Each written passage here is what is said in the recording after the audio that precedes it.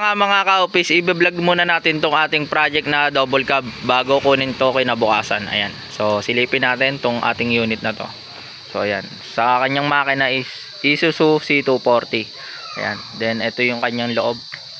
Silipin natin. With aircon po to mga ka-office. Ayan. Napakaganda ng loob. Wala ka nang masasabi.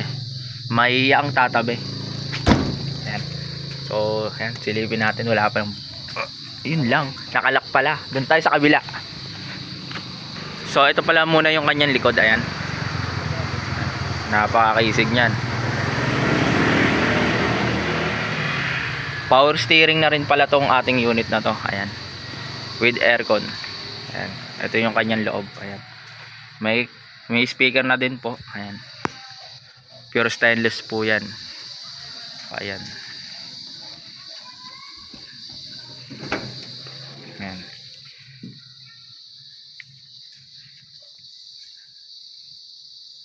Medyo madilim na.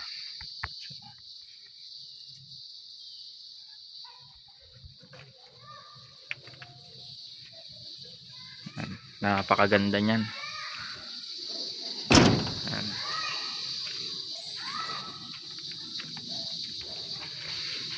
Silipin yung maigi. So ayun na nga mga ka-office, abangan nyo tong unit na to pag nirelease na to kinabukasan. Ayan, iba-vlog pa natin to kinabukasan. Ayan, napakakisig na ang unit na yan.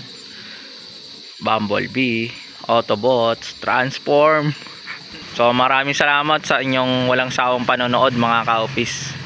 So kung bago ka pa lang sa YouTube channel natin, baka naman update ko na lang kayo kinabukasan mga ka-office. Maraming salamat.